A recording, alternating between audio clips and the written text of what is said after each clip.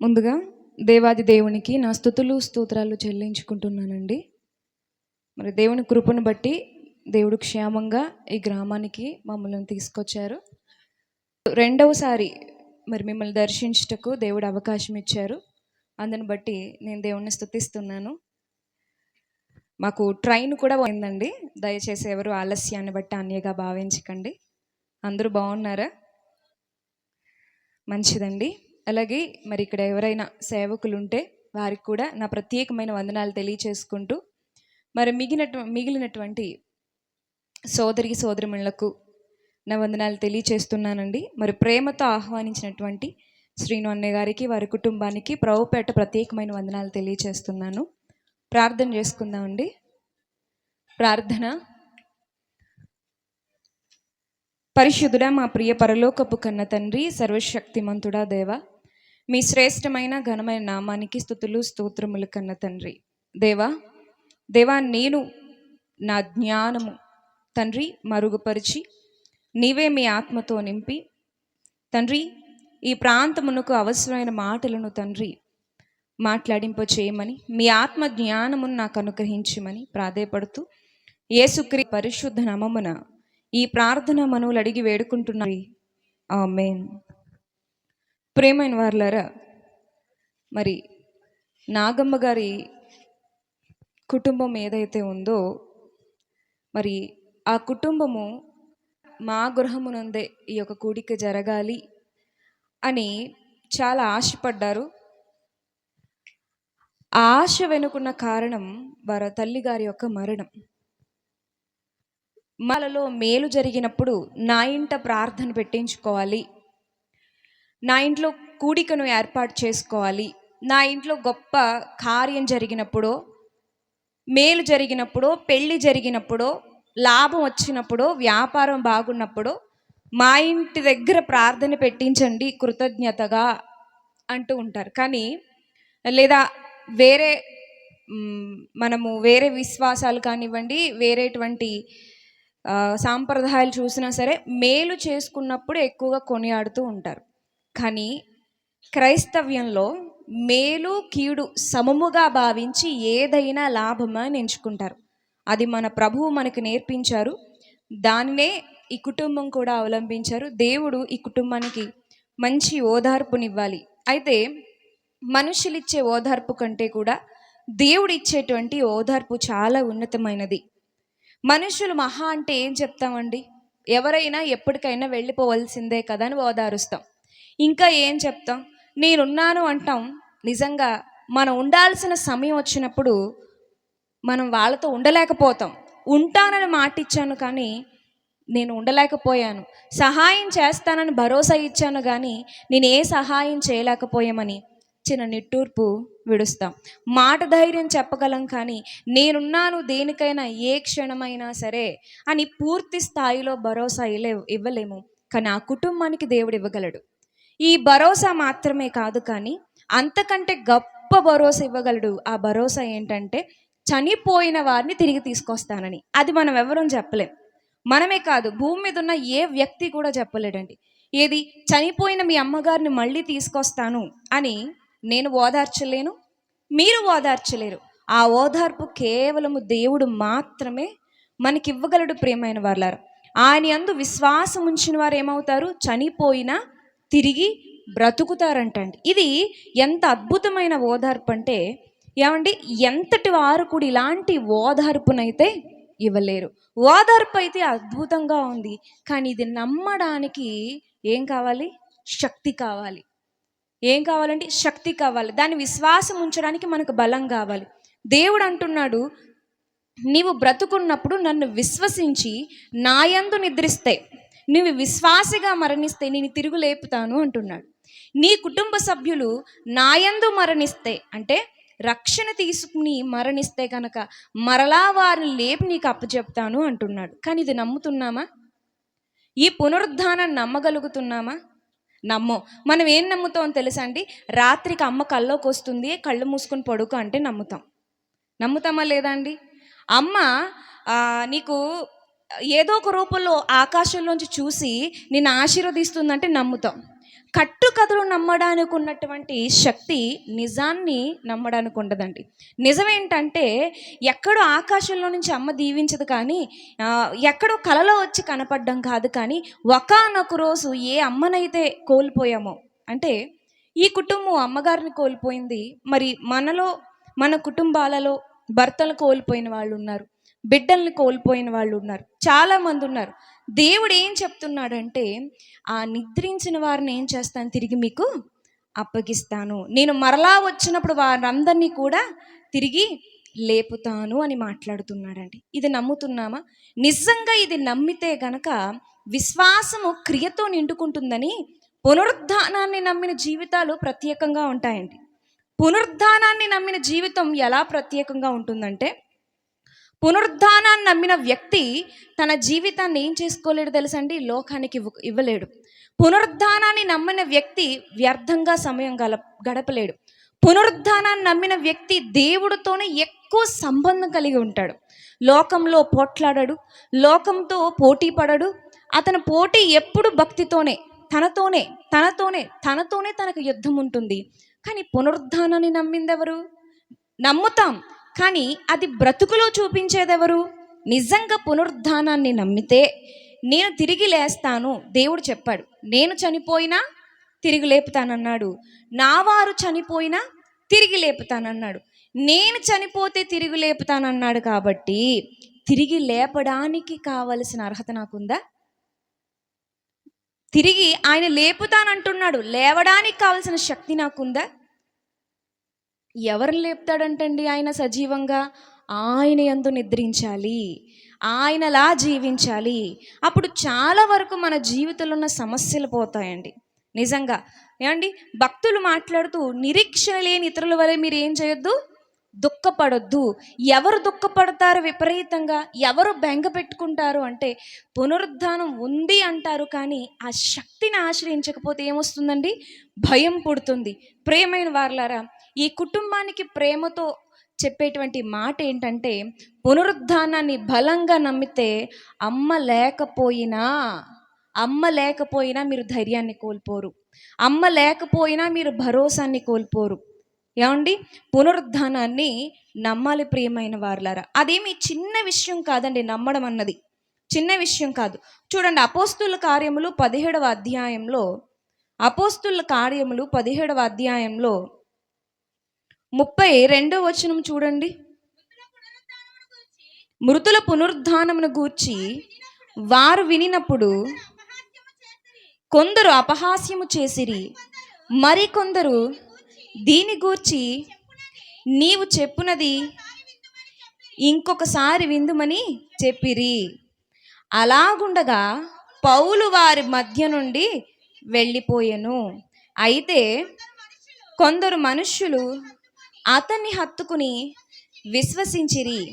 వారిలో అరియోపగీతుడైన థియోనుసియు, దమరియను ఒక స్త్రీయు, వీరితో కూడా మరికొందరుండిరి.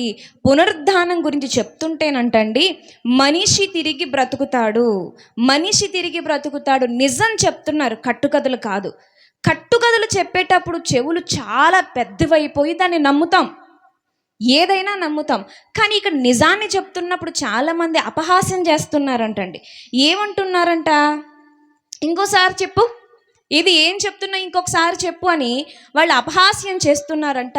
ఇంకొందరైతే నిజమా, ఇన్నాళ్ళు చనిపోయిన తర్వాత మనిషి ఏమైపోతాడు అనుకున్నాం, తిరిగి లేస్తాడా, ఆ శక్తి క్రీస్తులో ఉందా అని కొంతమంది ఆశ్చర్యపోయి పౌలు గారిని హత్తుకున్నారు. ఎవరైతే ఈ పునరుద్ధానాన్ని నమ్ముతారో వారి జీవితాలు, వారి జీవన విధానం చాలా గొప్పగా ఉంటుంది. ప్రియమైన వారలారా, మనందరికీ భరోసా ఇచ్చింది క్రీస్తు వారి యొక్క పునరుద్ధానమే. యేసుక్రీస్తు ప్రభువారు ఈ భూమి మీదకి వచ్చి ఆయన 33.5 సంవత్సరాల పాటు బ్రతికి మనందరి పాపాల నిమిత్తం మరణించి ఎన్నడూ ఎప్పుడు జరగనటువంటి విధంగా 3వ దినాన్ని ఏం చేయబడ్డాడండి? ఆయన తిరిగి లేచాడు. తన సశరీరుడై ఏమండి మహిమ దేహంతో తిరిగి లేచాడు, మనకొక నమూనా చూపించాడు. ఆ నమూనాను పట్టుకుని భక్తులు ప్రాణాలు పోయేంత వరకు బ్రతికారు. వారు వారు ప్రాణాధారమైనటువంటి సమస్తము కోల్పోతున్నా నిలదొక్కుకోగలిగారు. వారి భక్తి రహస్యం ఏంటంటే పునరుద్ధానాన్ని నమ్మడమే.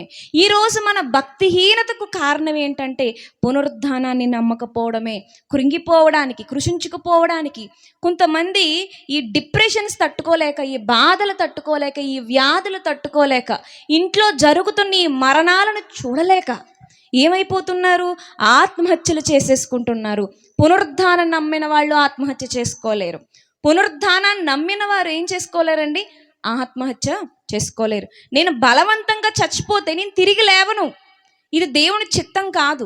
దేవుని చిత్తం చేసిన వారే తిరిగి లేస్తారని వారి జీవన విధానం మారిపోతుంది ప్రియమైన వారలారా. కానీ విషయం ఏంటంటే పునరుద్ధానం అద్భుతంగా ఉంది. ఆ పునరుద్ధానము నమూనా చూపించడానికి యేసుక్రీస్తు ప్రభువారు అనగా సాక్షాత్ దైవమే భూమి మీదకి వచ్చి తన ప్రాణాలు ఇచ్చేసింది. ఇదంతా ఒక మహత్కార్యంగా జరిగిపోయింది. మెస్సయ్య వస్తాడని, కన్యక గర్భాన్న పుడతాడని, ఆయన మనందరి పాపాల నిమిత్తం బలిగా వించబడతాడని, మరలా 3వ దినాన లేస్తాడని యేసుక్రీస్తు ప్రభువారి పుట్టుకకు కొన్ని వేల సంవత్సరాల క్రితమే ప్రవచనాల రూపంలో ముందుగానే చెప్పబడింది. మహత్కార్యం అయితే జరిగిపోయింది. ఆ మహత్కార్యం వెనకాల జరగాల్సిన రెండవ మహత్కార్యం ఏంటండి? మనం నమ్మడం. ఏంటది? మనం నమ్మడం, పునరుద్ధానాన్ని నమ్మడం. మీకు తెలుసు, ఒరిస్సా ప్రాంతంలో ఒక సేవకుణ్ణి బ్రతుకుండగా కాల్ చేసినప్పుడు తన భార్య ఎలా క్షమించగలిగిందంటే, తన భర్తను కోల్పోయానని అనుకోలేదు, మళ్ళా వస్తాడనుకుంది. ఇప్పుడు నా భర్తను చంపిన వాళ్ళకు ఉరిశిక్ష చేసేస్తే, ఇలా పాపలు చనిపోతే వీళ్ళు నరకానికి వెళ్ళిపోతారు, పాప ఫలాన్ని అనుభవించడానికి వెళ్ళిపోతారు, నా భర్త ఎలాగో తిరిగి వస్తాడు కదా అని వారిని ఈజీగా క్షమించగలిగిందండి. పునరుద్ధానం నమ్మితే శత్రువుని క్షమించగలం. పునరుద్ధానం నమ్మితే మనకి హాని చేసిన వారిని ప్రేమించగలం. మనల్ని తప్పుద్రోవ పట్టిస్తున్న వారిని చూసి, మనల్ని అవమానపరుస్తున్న వాళ్ళని చూసి జాలి పడతాం తప్ప కోపంతో ఊగిపోం. పునరుద్ధానాన్ని నమ్మినప్పుడు మనకు ఎలా ఉంటుందంటే, అయ్యో పాపం, వీళ్ళు ఎందుకు నా మీద ఇలా విరుచుకు పడుతున్నారు, నన్ను ఎందుకు అవమానిస్తున్నారు, నన్ను ఎందుకు అర్థం చేసుకోవట్లేదు, కళ్ళ ముందు కనబడుతున్న నన్నే వీళ్ళు అర్థం చేసుకోలేకపోతున్నారంటే ఆ దేవుణ్ణి ఎలా అర్థం చేసుకుంటారు? ఆ దేవుణ్ణి అర్థం చేసుకోకపోతే వీళ్ళ పునరుద్ధానాన్ని ఎలా పొందుకుంటారని వాళ్ళ మీద జాలి పుట్టుకొస్తుందండి. నీకు పాపం చేయాలంటే భీతి పుట్టుకొస్తుందండి. నీతిగా బ్రతకడానికి ఇష్టం పుట్టుకొస్తుందండి. ఎప్పుడు? పునరుద్ధానాన్ని నమ్మినప్పుడు. చచ్చిపోతానన్న భయం పోతుంది, చనిపోయారు అన్న బెంగ పోతుంది. ఏంటండి? చనిపోతాను అన్న భయం పోతుంది, నేను మరలా లేస్తాను. నా వాళ్ళు చనిపోయారు అయ్యో అన్న బెంగ పోతుంది, మరలా వస్తారు. పునరుద్ధానంలో ఇంత బలం ఉంది కాబట్టి దుష్టుడు ఏం చేస్తాడంటే, బాగా వినండి. పునరుద్ధానం గురించి నేను 1 గంట చెప్తాను, వినండి. 2 గంటలు చెప్పినా వినండి, 3 గంటలు చెప్పినా వినండి కానీ హృదయానికి ఎక్కించుకోకండే అని దుష్టుడు ఎప్పుడు పక్కనే ఉంటాడండి. పునరుద్ధానం గురించి విస్తారంగా వినండి, కానీ మీరు దాన్ని మనస్సులో పెట్టుకుని బ్రతకకండి అని దుష్టుడు ఏం చేస్తాడండి? వినుమట్టుకి విందురు కానీ వారు గ్రహింపరని వాడు వచ్చి ఆ మాటలన్నీ ఎత్తుకోపోవడానికి సిద్ధంగా ఉంటారండి. పునరుద్ధానం, యేసుక్రీస్తు ప్రభువారు పునరుద్ధానం దగ్గరికి వెళ్ళిపోతేనండి, యేసుక్రీస్తు ప్రభువారు చనిపోయి తిరిగి లేచి ఇప్పటికి ఎన్ని సంవత్సరాలు అవుతుందండి? 2000 సంవత్సరాలకు పైగా అవుతుంది. చాలామంది ఏమంటున్నారంటే, 2000 సంవత్సరాల క్రితం చనిపోయిన ఆయన ఇప్పుడు మేము నమ్ముకుంటే మాకు రక్షణ వస్తుందా? 2000 సంవత్సరాల క్రితం చనిపోయి తిరిగి లేచిన ఆయన మేము నమ్ముకుంటే తిరిగి లేస్తామా? ఆయన అంతకాలం క్రితం ఆయన తిరిగి లేచాడో లేవలేదో అన్న అనుమానాలు నేడు వ్యక్తం చేస్తున్నారా లేదా? పునరుద్ధానాన్ని నమ్మండి, పునరుద్ధాన శక్తిని నమ్మండి.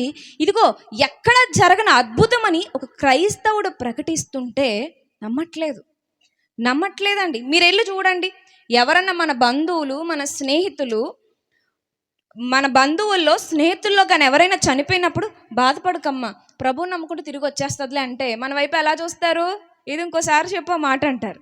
ఇక్కడ అన్నారు కదా, ఇంకోసారి చెప్పు మాట మళ్ళీ తిరిగి వస్తారా? ఎలా కనబడుతున్నాను నేను నీకు? ఎలా కనబడుతున్నాను? పిచ్చి పట్టింది అనుకుంటున్నావు నాకేమన్నా? ఏడ్చి ఏడ్చి నాకు పిచ్చి పట్టింది. ఎలా వస్తారు చనిపోయిన వాళ్ళు? లోకం నమ్మదు. లోకం ఏం నమ్ముతుందో తెలుసా అండి? పక్షిని నమ్ముతుంది. పక్షిగా పుట్టారంటే నమ్ముతుంది, ఇంకోటి ఏదో నమ్ముతుంది, ఇంకోటి ఏమితో నమ్ముతుంది.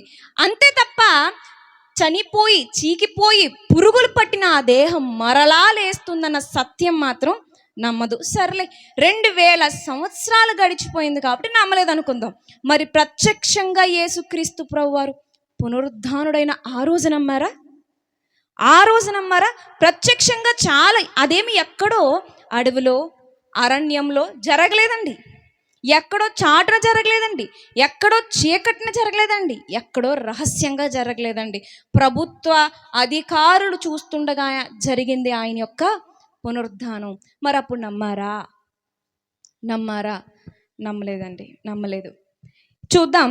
ఆయన 2000 సంవత్సరాల క్రితం ఆయన పునరుద్ధానుడు అవుతున్నప్పుడు, లేదా ఆయన పునరుద్ధానం గురించి ప్రకటిస్తున్నప్పుడు ఏమండి, అసలు చుట్టూ ఉన్న జనం దాన్ని నమ్మారా? చుట్టూ ఉన్న జనం ఆయన జీవితాన్ని చూడగలిగారా? ఆయన బ్రతుకున్నన్నాళ్ళు కూడా, ఒకసారి వినండి, ఆయన బ్రతుకున్నన్నాళ్ళు కూడా యేసుక్రీస్తు ప్రభువారు ఏం చెప్పారు? పరలోక సంగతులను ఉపమాన రీతిగా అనేక రకాలుగా చెప్పుకుంటూ వచ్చారు. ప్రియమైన వారలారా, ఆయన బోధ చేసుకుంటూ వచ్చారు. 2, ఆయన బ్రతుకులో చూపించుకుంటూ వచ్చారు. 3, ఆయన మరణించి తిరిగి లేచి చూపించారు. ఈ 3 విధాలుగా కూడా ఒక్కటే ఆయన మనందరికీ చెప్పాలనుకున్నాడు. పాపంతో నిండిపోయిన మనిషి మరలా నాలో జన్మిస్తే గనుక, నాలా మారితే గనక, నాలా జీవిస్తే గనక, నా బోధ వింటే గనక నాలా తిరిగి పునరుద్ధానుడు అవుతాడు. ఇదే కదండి బోధ యేసుక్రీస్తు ప్రభువారిది. మరి ప్రత్యక్షంగా చూస్తున్నా సరే కొందరు నమ్మలేకపోయారంటే మన ఆశ్చర్యపోవసరం లేదు. ప్రత్యక్షంగా చూస్తున్నా ఎందుకు నమ్మలేకపోయారు? ఇందుకే నమ్మలేని వ్యక్తులు ఎవరు? నమ్మకపోవడానికి కారణాలేంటి చూద్దాం. మత్తయి సువార్తకు వెళ్దాం. మత్తయి సువార్త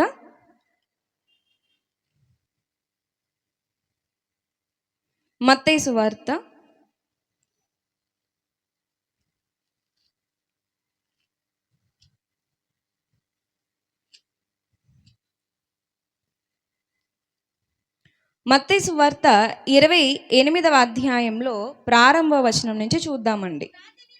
విశ్రాంతి దినము గడిచిపోయిన తరువాత ఆదివారమున తెల్లవారుచుండగా మగ్దలేని మరియయు వేరొక మరియయు సమాధిని చూడవచ్చిరి. ఇదిగో ప్రభుదూత పరలోకం నుండి దిగివచ్చి రాయి పొర్లించి దాని మీద కూర్చుండెను. అప్పుడు మహాభూకంపము కలిగెను. ఆ దూత స్వరూపము మెరుపు వలె నుండెను. అతని వస్త్రము హిమమంత తెల్లగా ఉండెను. అతనికి భయపడుట వలన ఎవరండి? కావలివారు వణికి చచ్చిన వారి వలె నుండిరి. దూత ఆ స్త్రీలను చూచి, మీరు భయపడుకుడి, సిలువ వేయబడిన యేసును మీరు వెతుకుచున్నారని నాకు తెలియను. చాలండి. ఇక్కడ వణికి చచ్చిపోయేలా అయిపోయింది ఎవరండి? కావలివారు. భయపడొద్దు అని చెప్తుంది ఎవరికండి? స్త్రీలకు. అక్కడ భయపడింది ఎవరంటే కావలివారు. కానీ దూత ఎవరికి ధైర్యం చెప్తుంది? అక్కడున్న స్త్రీలకు ధైర్యం చెప్తుందండి. ఆ తర్వాత ఇంకా కిందకి చదవగలిగితే కనుక చూడండి, యేసుక్రీస్తు ప్రభువారు ఆ స్త్రీలను ఎదుర్కొంటూ 9వ వచనంలో యేసు వారిని ఎదుర్కొని మీకు శుభమని చెప్పాను. చాలండి. ఎవరికి శుభమని చెప్తున్నారు యేసుక్రీస్తు ప్రభువారు? స్త్రీలకు శుభమని చెప్తున్నారంటండి. ఎందుకు శుభమని చెప్తున్నారంటే, ఇదిగో నేను పునరుద్ధానుడను అయిపోయాను, ఇక అంతా మంచి జరుగుతుంది, ఏదైతే దేవుడు సంకల్పించాడో అది పూర్తయిపోయింది, ఇంకంతా మంచి జరుగుతుంది. మరి ఈ మంచి, ఈ మేలు కావలి వారికి చెప్పాడా యేసుక్రీస్తు వారు? అక్కడ పునరుద్ధానము కావలివారు చూశారు. దూతల్ని ఎవరు చూశారు? కావలివారు చూశారు. యేసుక్రీస్తు ప్రభువారు తిరిగి లేవడము కావలి వారికి అర్థమైంది. వణికిపోయి చచ్చిపోయినట్లుగా అయిపోతే దూతలు అతని దగ్గరికి వెళ్ళలేదు. యేసుక్రీస్తు ప్రభువారు వాళ్ళ దగ్గరికి వెళ్ళి శుభమని చెప్పలేదు. కానీ ఆ స్పాట్లో ఎవరున్నారు? స్త్రీలతో పాటు కావలి వారు ఉన్నారు. కానీ కావలి వారికి ఎందుకు ధైర్యం చెప్పలేదు? కావలి వారికి ఎందుకు శుభమని చెప్పలేదు? స్త్రీలకే శుభమని చెప్పారు, స్త్రీలకే ధైర్యం చెప్పారు. ఎందుకు కావలివారు ఆ ప్రత్యక్షతను, దేవుని దర్శనాన్ని చూసినా ధైర్యం చెప్పలేదు? దేవుణ్ణి చూసినా అంటే అక్కడ జరుగుతున్న సన్నివేశాలు చూసినా శుభమని చెప్పలేదు. ఎందుకు చెప్పలేదంటే కిందకి చదివితే మనకు అర్థమైపోద్ది. ఈ కావలివారు అమ్ముడిపోయే మనుషులు. ఎవరండి వీళ్ళు? ఈ కావలివారు అమ్ముడిపోయే మనుషులు. అమ్ముడిపోయే మనుషులకి ఏం తెలీదు? పునరుద్ధాన బలం తెలీదు. ఏమండి, ఈ స్త్రీలు చూశారు, ఆ వింతను చూశారు, ఆ గొప్ప కార్యాన్ని చూశారు, కళ్ళారా చూశారు. పరుగు పరుగునెళ్ళి సువార్త చెప్తే వీళ్ళు ఏం చేశారు తెలుసండి? కావలి వారు మరి కిందకు చూస్తే గనుక 11వ వచనము, వారు వెళ్ళుచుండగా కావలి వారిలో కొందరు పట్టణంలోనికి వచ్చి జరిగిన సంగతులన్నిటినీ ప్రధాన యాజకులతో చెప్పిరి. కాబట్టి వారు పెద్దలతో కూడి వచ్చి ఆలోచన చేసి ఆ సైనికులకు చాలా ద్రవ్యమిచ్చి, మేము నిద్రపోవుచుండగా అతని శిష్యులు రాత్రి వేళ వచ్చి అతని ఎత్తికిపోయిరని మీరు చెప్పుడి. ఇది అధిపతి చెవినబడిన ఎడల మేమతని సమ్మతిపరిచి మీకేమీ తొందర కలగకుండా చేతుమని చెప్పిరి. చూడండి జాగ్రత్తగా. అప్పుడు వాళ్ళు ఏం చేశారు? అప్పుడు వారు ఆ ద్రవ్యము తీసుకుని సత్యాన్ని కప్పెట్టేశారండి. చూసింది పాతి పెట్టేశారండి. ఆ ద్రవ్యాన్ని తీసుకుని తమకు బోధింపబడిన ప్రకారము చేసిరి. ఈ మాట యూదులో వ్యాపించి నేటి వరకు ప్రసిద్ధమయ్యనది. అమ్ముడిపోయారు. నిజంగా స్త్రీలు అక్కడ కనిపిస్తున్న ఇద్దరు మరియలు అమ్ముడిపోతారా? ఆ ఇద్దరు మరియల విశ్వాసాన్ని ఎవరైనా కొనగలరా? కొనలేరండి.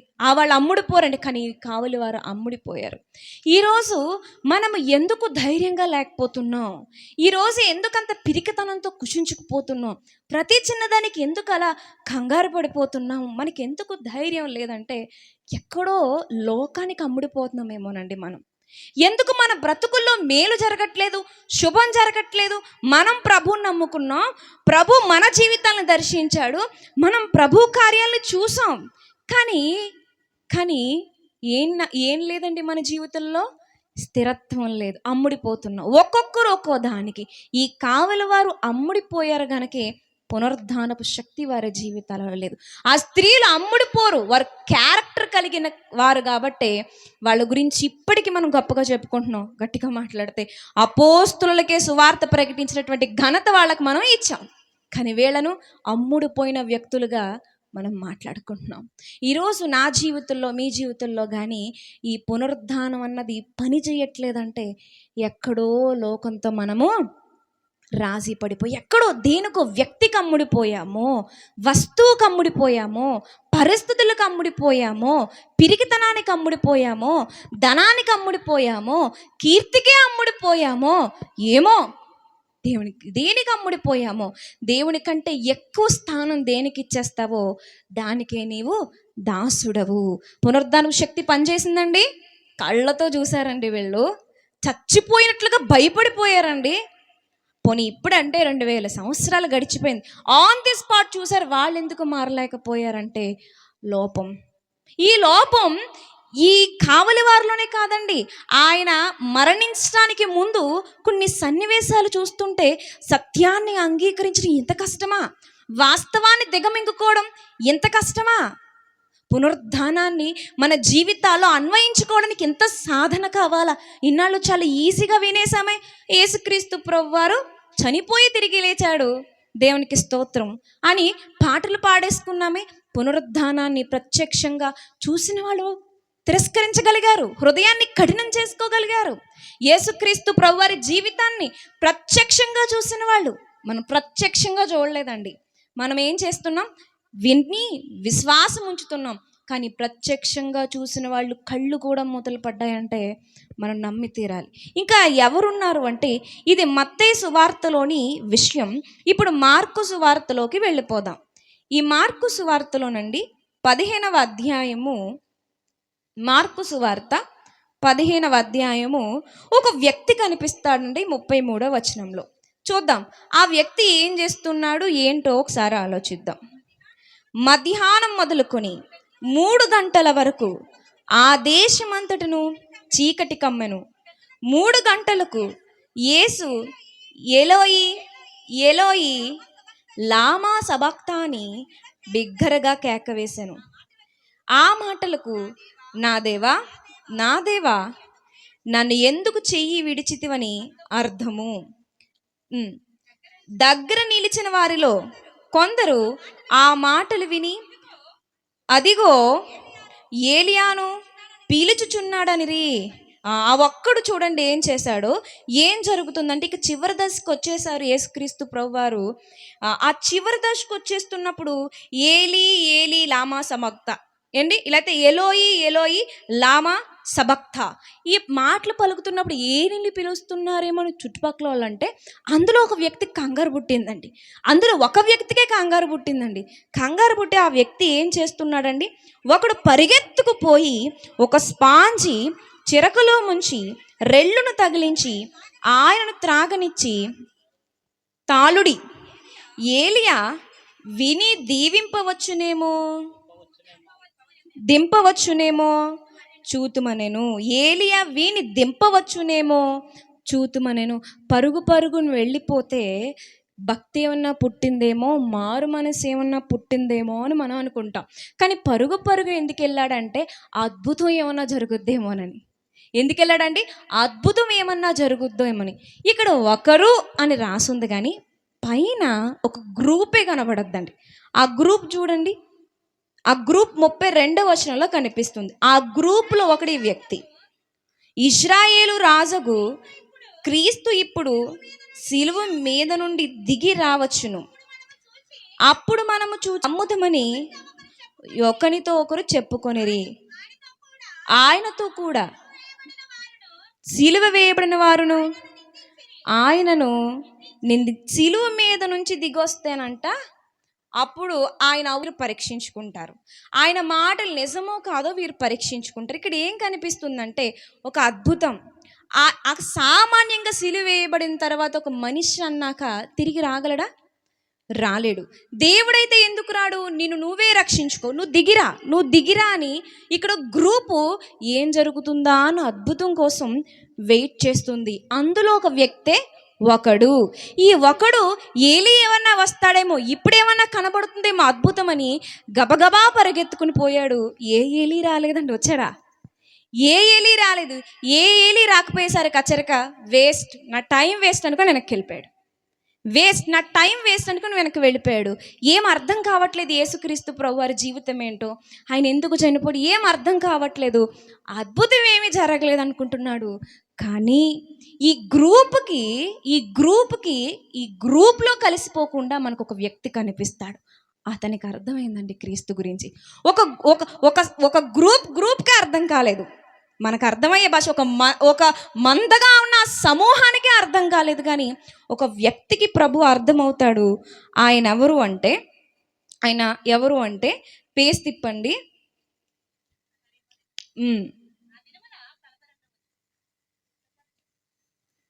39వ వచనము.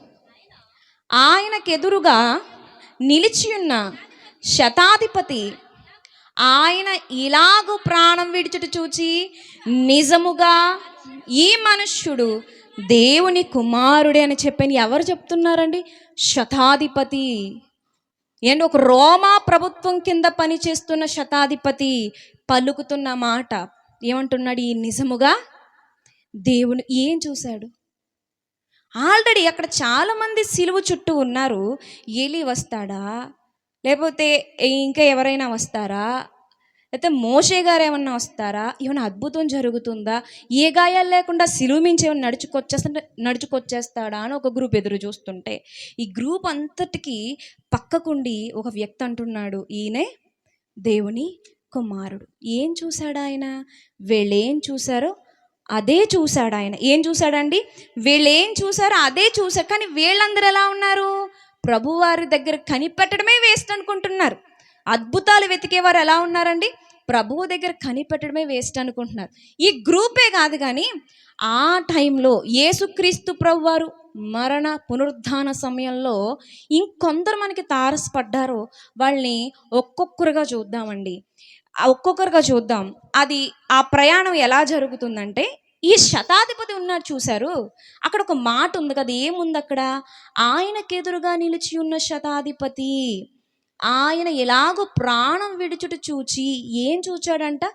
ఇలాగు ఎలాగూ ఇలాగు ఎలా జరిగిందమ్మా ప్రార్థన అంటే? ఇలా జరిగిందంటే అర్థం అవుద్దండి. ఇలా జరిగింది అనడానికి ముందు ఎలా జరిగిందో చెప్పాలి. అక్కడ ఏమని రాయబడి ఉందండి? ఎలాగు అంటే ఎలాగు ప్రాణం విడిచాడు ఆయన అంటే, ఏలి ఏలి లామా సబక్త ఆ ఒక్క మాట కాదు, ఆయన ప్రాణం విడవడానికి ముందు నుంచి ఏదో చూస్తూ వచ్చాడంట ఆయన. ఏం చూస్తూ వచ్చాడు ఆయన? శతాధిపతి ఒక్కరే చూసారా? లేదు, చుట్టూ చాలా సమూహం చూస్తుంది. ఇందుకు ఆయన ఏం చూశాడు? ఇలాగు అంటే ఎలాగు? అది ఎలాగో తెలియాలంటే అసలు యేసుక్రీస్తు ప్రభువారికి శిక్ష పడిన దగ్గర నుంచి మనము ఆలోచిద్దాం ప్రేమైన వారలారా. యేసుక్రీస్తు ప్రభువారికి శిక్ష పడిన దగ్గర నుండి ఈ మార్కు సువార్తలోనే ఏమండి మనకి ఫస్ట్ ఇక్కడ యేసుక్రీస్తు ప్రభువారికి సిలువ శిక్ష వేసింది ఎవరండి? పిలాతు. ఎవరు వేశారు? పిలాతు వేశాడండి. ఈ పిలాతు వేస్తూ ఏమన్నాడు అంటే,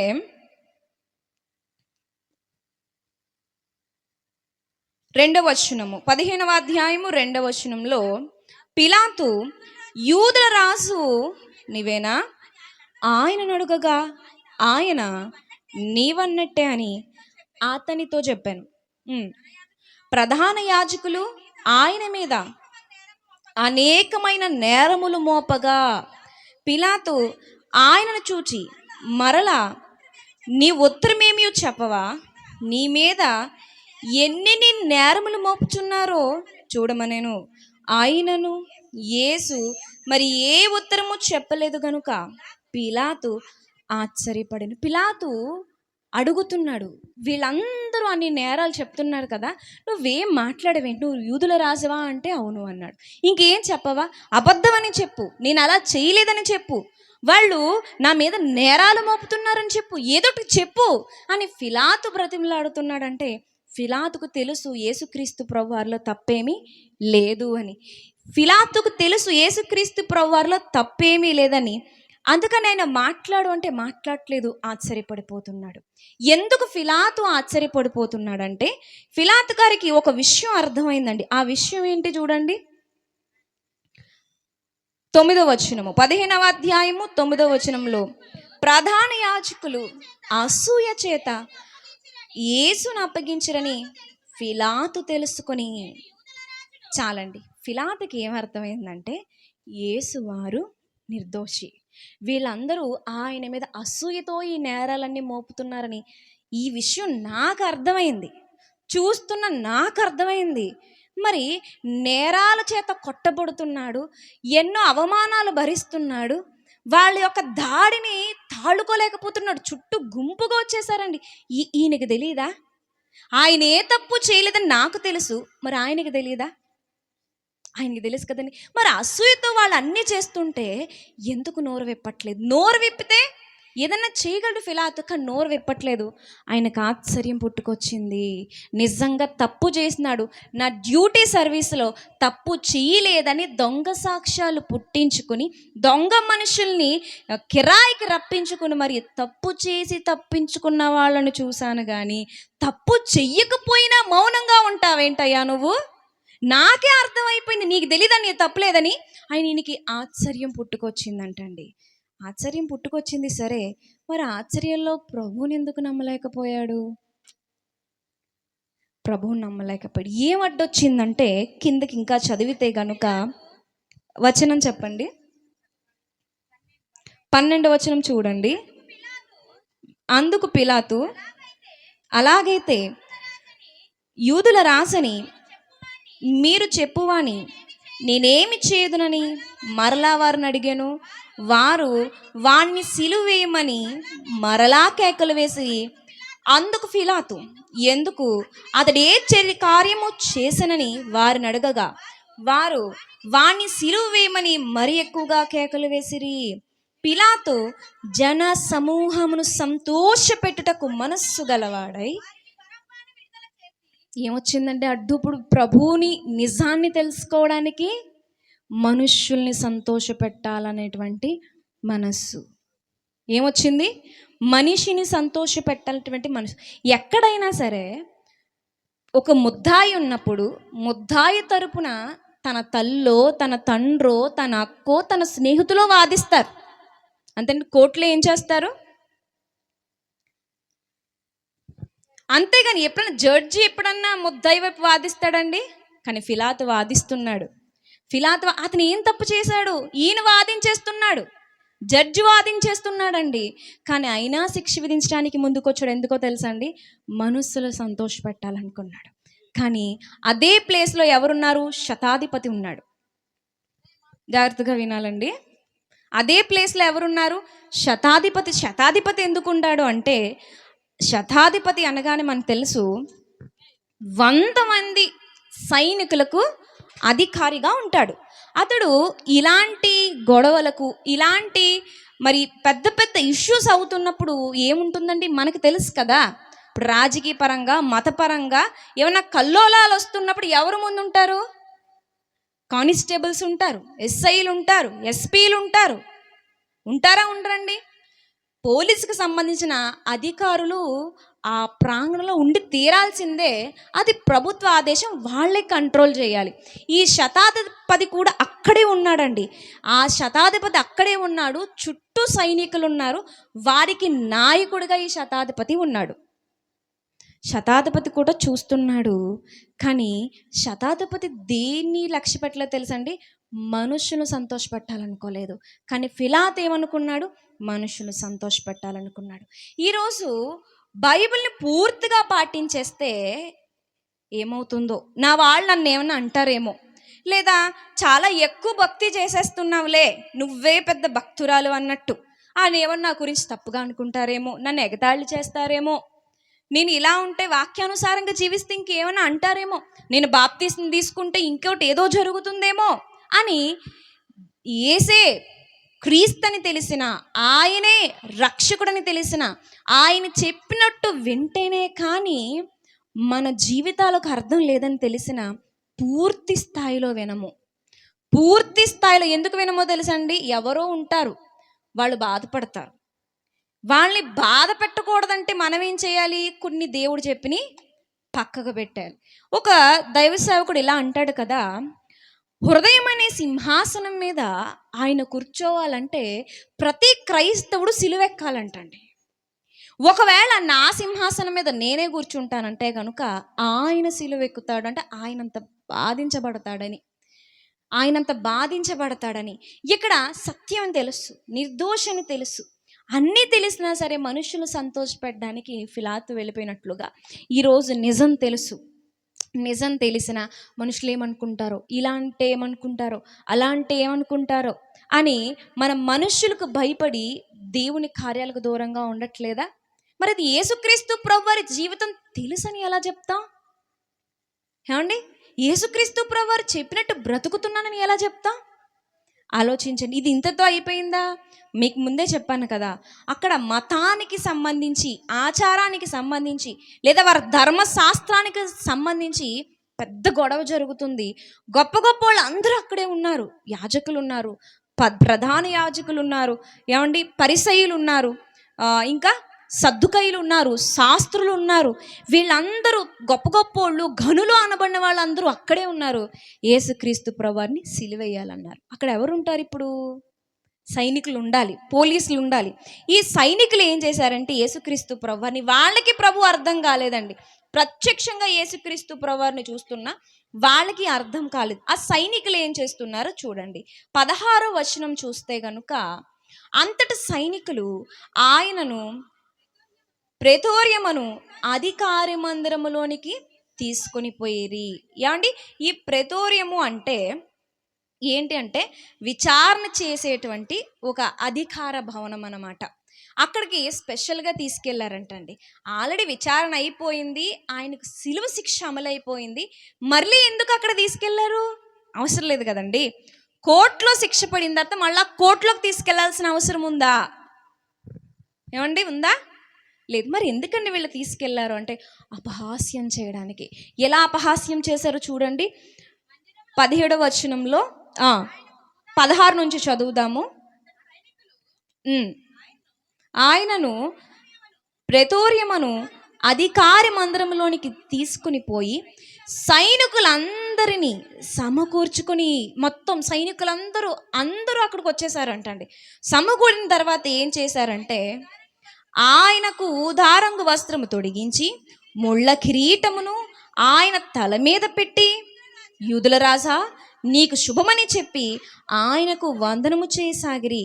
మరియు రెల్లుతో ఆయన తల మీద కొట్టి ఆయన మీద ఉమ్మివేసి మోకాళ్ళుని ఆయనకు నమస్కారము చేసిరి. వారు ఆయనను అపహాసించిన తరువాత ఆయన మీదనున్న ఊదారంగు వస్త్రము తీసివేసి ఆయన బట్టలు ఆయనకు తొడిగించి ఆయనను సిలువ వేయటకు తీసుకుని పోయిరి. ఇది సైనికులు ఆడుకున్న ఆట. ఎవరితో? యేసుక్రీస్తు ప్రభువారితో సైనికులు ఆడుకున్న ఆట. ఎలాగో దోషణ అయిపోయింది, చంపడానికే అందరూ సిద్ధపడిపోయారు. ఈ మనిషిని ఎలా నలిపేసినా అడిగేవాళ్ళేరి లేరు. సిలువ మరణం అంటేనండి కేవలం శారీరక శ్రమ కాదండి. సిలువ మరణం అంటే మానసిక వ్యధ. ఈ శరీరానికి రంధ్రాలు కనిపిస్తాయి, పక్కలో బళ్ళెపు పోటు కనిపిస్తుంది, చీల్చబడిన వీపు కనిపిస్తుంది, పెట్టబడిన ముళ్ళ కిరీటం కనిపిస్తుంది. కానీ కనబడనిది ఏంటంటే హృదయ వ్యధ, భయంకరమైన అవమానం. అక్కడ యేసుక్రీస్తు ప్రభువారిని ఒక మతి చెల్లించిన వాడిగా ట్రీట్ చేశారండి. సెల్యూట్ చేస్తున్నారు, చెంప మీద కొడుతున్నారు. మనకు అర్థం కావాలంటే ఏమండి, యూదుల రాజా నీకు శుభమని మోకరిస్తున్నారు, ఉమ్మేసి వెళ్ళిపోతున్నారు. ఇలా ఇష్టం వచ్చినట్టు ఆయన ఆడుకుంటున్నారు. అక్కడ ఎవరున్నారు? శతాధిపతి ఉన్నాడు. శతాధిపతి ఉంటాడు. ఎందుకు ఉంటాడంటే అతడు నాయకుడు కాబట్టి, ఆ సైనికులు పైగా నాయకత్వం వహించాలి కాబట్టి ఉంటాడు.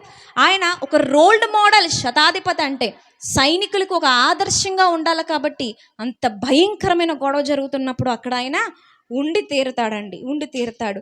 ఆయన వారికి క్రమశిక్షణలో పెట్టవలసిన వాడుగా కూడా ఉన్నాడు కాబట్టి ఆ సైన్యం మధ్య ఆయన ఉంటాడు. ఏం జరుగుతుందో ప్రభుత్వానికి ఎప్పటికప్పుడు సమాచారం పంపించాలి కాబట్టి ఈ క్రిటికల్ సిచ్యువేషన్లో శతాధిపతి అక్కడే ఉంటాడు. పిలాతు కళ్ళు తెరవలేకపోయాడు, మనుషుల్ని సంతోష పెట్టాలనుకుని. సైనికులు కళ్ళు తెరవలేకపోయారు. మరి వీళ్ళకేమైందండి? వీళ్ళెందుకు కళ్ళు తెరవలేకపోయారు? వీరెందుకు క్రీస్తు చెప్తున్నటువంటి ఆ మరణ పునరుద్ధాన సంగతులు ఎందుకు తెలుసుకోలేకపోయారు? నిరీక్షణ లేని ఇతరుల వరే మీరు కృంగిపోకూడదని నిరీక్షనిచ్చిన ఆ మహానుభావుడి మాటలు ఈ అపహాస్కులకి ఎందుకు అర్థం కాలేదంటే, ఒకటి, వీళ్ళు అపహాస్కులు గనక. వీళ్ళకి ఏం చెప్పినా అపహాస్యమే. కొంతమంది ఉంటారండి, వాక్యం విన్నట్టే ఉంటారు కానీ అపహాసికులుగా ఉంటారు. వాక్యం విన్నట్టు ఉంటారు కానీ గేలి చేసేవారుగా ఉంటారు. మేము చెప్పిన మాటల్ని మళ్ళా ఇమిటేట్ చేస్తూ ఎగతాళి చేసేవాళ్ళుగా ఉంటారు. ఏమండి, లేదా భక్తిగా ఉన్న వాళ్ళని చూసి వాళ్ళు పేర్లు పెడుతూ ఉంటారు. ఇలాంటి వాళ్ళకి ఏముండదు, ప్రభు యొక్క పునరుద్ధానపు శక్తి తెలీదు. ప్రేమైన వారులారా, ఇంకా ఎందుకు ఈ సైనికులు తెలుసుకోలేకపోయారంటే, ఇంకా కిందకి చదివితే మనకు అర్థమవుతుందండి. ఏంటి అంటే 21 నుంచి 22 నుంచి చదువుదామండి. అతడు చదువమ్మా.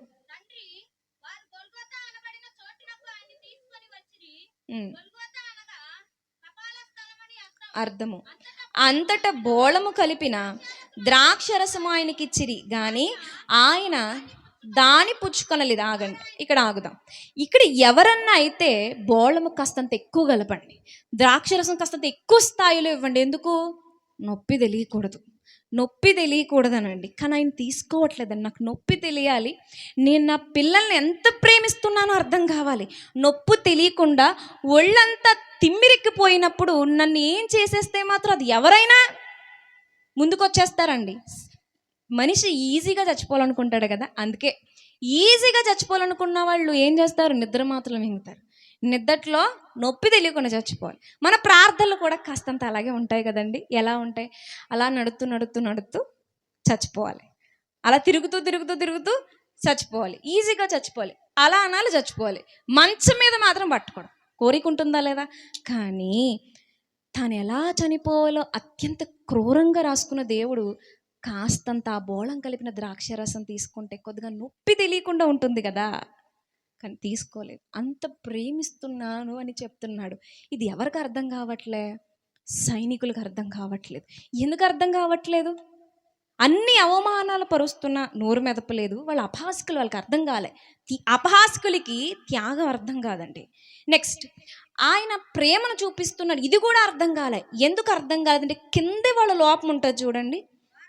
వారాయనను సిలువ వేసి ఆయన వస్త్రముల భాగము ఎవరికి కావాలనో చీట్లు వేసి వాటిని పంచుకొనిరి. చాలు. వీళ్ళ దృష్టి ఎక్కడుందండి? ఈయన వెళ్ళిపోతే ఆయన మీద ఏముంది? అంగి ఉంది. ఈ అంగి నీకా నాకా, నాకా నీకా, ఇంతమంది ఉన్నాం, అందరూ ఒక్కొక్క ముక్క చింపుకుంటే ఎవరికి ఉపయోగం ఉండదు. సో ఏం చేద్దాం? చీట్లు వేద్దాం, చీట్లు వేద్దాం. ఈ లోకం మీద యావ ఉన్న వాళ్ళకి ప్రేమ అర్థం కాదండి. లోకం మీద యావ, లోకం మీద తీపి ఎప్పుడు ఎంతున్నా సరే తరగని ఆశ, తరగని ఆశ. ఎప్పుడు కూడా ఏమి తినాలి, ఏం తాగాలి, ఏం కూడా, ఈ మనసు ఎవరికైతే ఉంటుంది, ఈ యావ ఎవరికైతే ఉంటుందో వీళ్ళకి దేవుని ప్రేమ అర్థం కాదు. సైనికులకి ఏమవ్వలేదు? అర్థం కాలేదు. ఆయన తీసుకోనంటే ఒక్క క్షణం ఆగి ఆలోచించాలి కదా. ప్రత్యక్షంగా కనిపిస్తున్న వాళ్ళకే అర్థం కావట్లేదు. ఈరోజు మనుషులు సంతోషపెట్టాలనేటువంటి ఒక దారుణమైన వ్యాధి మనకుందేమో. ఏమండి? అపహాస్యం చేసేటువంటి ఒక దారుణమైన వ్యాధి మనకుందేమో. ఏమండి? ఇంకా మూడవది లోకపు యావ మనలో ఉందేమో. మనకు అర్థమవుతుందండి ప్రభు. ఆ పునరుద్ధానం అర్థమవుతుందని. అందుకే చావంటే భయం, చావంటే భయం, గొడవ అంటే ధైర్యం. అవునా కదండి? భక్తి అంటే భయం, పాపం అంటే ఇష్టం. ఎందుకు ఇలా అయిపోయింది అంటే పునరుద్ధానం అర్థం అలే. పునరుద్ధానం ఇప్పుడున్న మనకేంటి, అప్పుడున్న వాళ్ళకి అర్థం కాలేదు. ఏం అడ్డొచ్చేసాయి అంటే ఇదిగో ఇవన్నీ అడ్డొచ్చేసి సాక్షాత్తు ఈ మాంసపు నేత్రాలతో చూస్తున్న ఆ దైవ కుమారుని అర్థము చేసుకోలేనంత గ్రుడ్డితనం ఆ రోజు వస్తే, ఈరోజు ఎందరో సేవకులు బ్రతుకుతున్నారు, బోధిస్తున్నారు, కూడికలు ఏర్పాటు చేస్తున్నారు, ప్రతి ఒక్కరి చేతులు 66 పుస్తకాలు పెడుతున్నా ఇప్పటికీ ఈ విషయాలు హృదయానికి అందట్లేదు. ప్రియమైన వారలారా, ఇది ఇలా జరుగుతుంది. ఈ సైనికులకు అర్థం కాలేదు. ఈ సైనికులకి ఈ లోకపు యావని అర్థమైంది. ప్రియమైన వారలారా, ఏమండి, యూదులకు కూడా అర్థం అవ్వలేదుగా. యూదులకు అర్థం అవ్వలేదు. నేను ఎందుకు అంటున్నానంటే, పేస్ తిప్పితే కనుక తర్వాత ఆయన మరణం కావడానికి ముందు ఏం జరిగింది? పిలాతు చూస్తూ వచ్చాడు కదండి. ఏం చూశాడు? మొదటిగా ఆయన నిర్దోషయుని నోరు మెతపలేదు. ఏమండి? నిర్దోషయుని నోరు మెతపలేదు. రెండవదిగా అవమానపరచబడుతున్నా సరే ఆయన మౌనంగా ఉన్నాడు. మూడవదిగా ఆయనకి నొప్పి తెలియకుండా ఉండడానికి ఒక విధమైనటువంటి పానీయం ఇస్తున్నా ఆయన తీసుకోవట్లేదు. ఆయన ఇంకా ఏం చూశాడు ఈ శతాధిపతి అంటే, ఆ రోజు ఆ సందర్భంలో యూదుల మధ్య ఒక కలవరం చూశాడండి. ఇంకా చనిపోలేదు యేసుక్రీస్తు ప్రభువారు. కింద యూదులు గలిబిలైపోతున్నారు, కలవరపడిపోతున్నారు. ఏమైంది? యూదులకు అనుకున్నది జరిగిందిగా. యూదులు ఇష్టపడినట్లుగానే భయంకరమైన హంతకుడిని దగ్గర పెట్టుకున్నారు, పక్కన పెట్టుకున్నారు. క్రీస్తుని సిలువ ఎక్కించేశారుగా.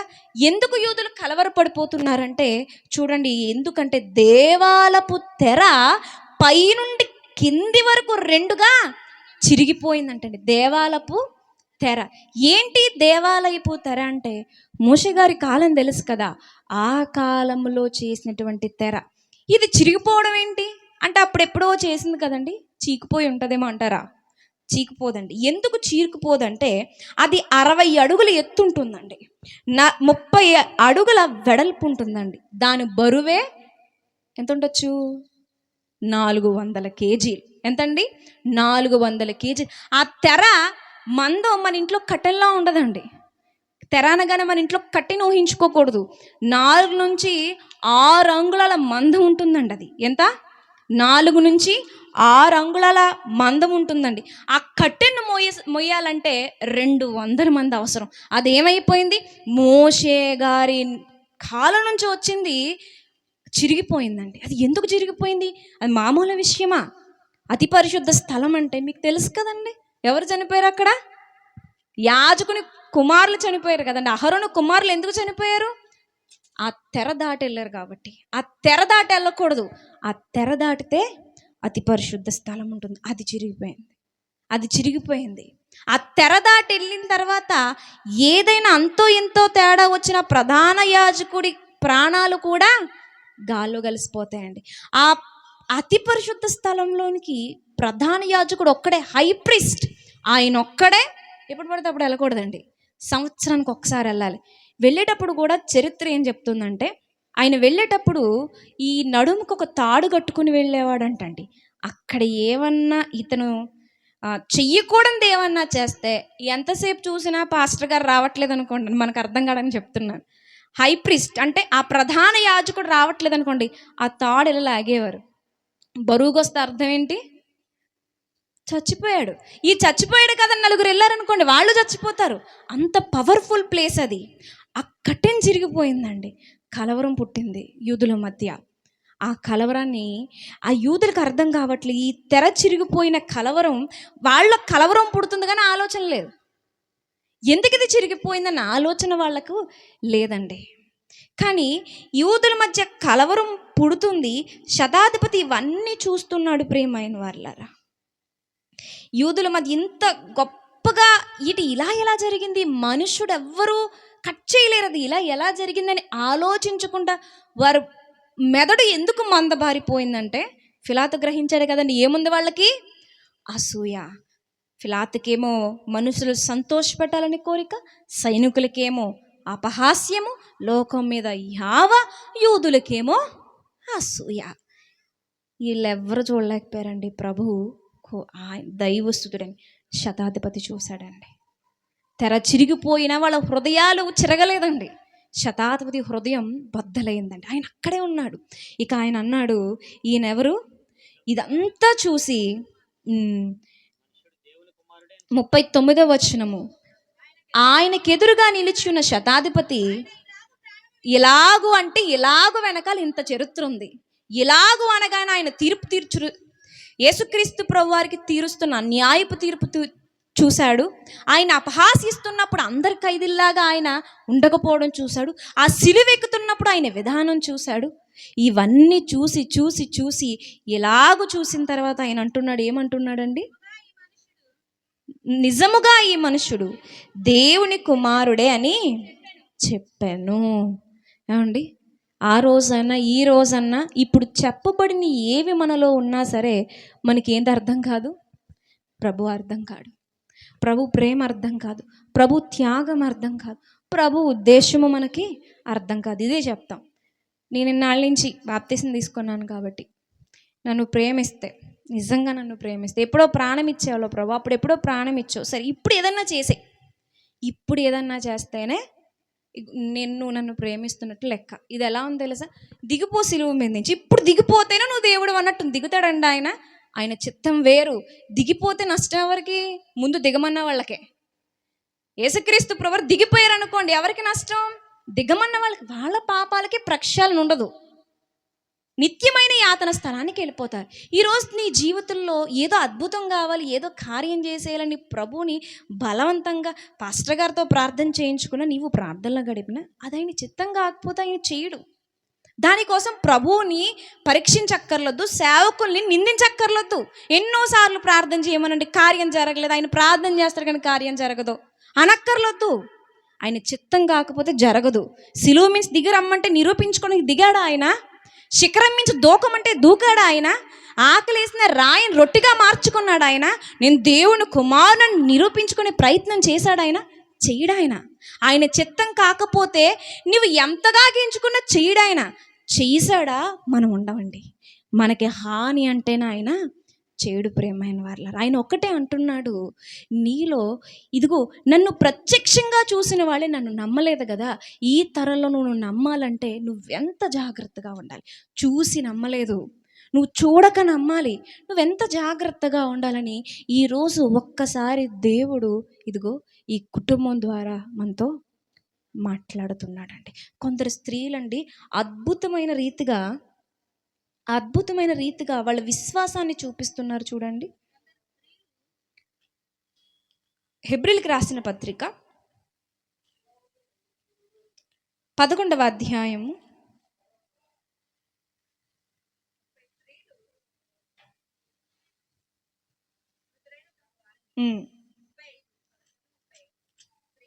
స్త్రీలు మృతులైన తమ వారిని పునరుద్ధానము వలన మరలా పొందిరి.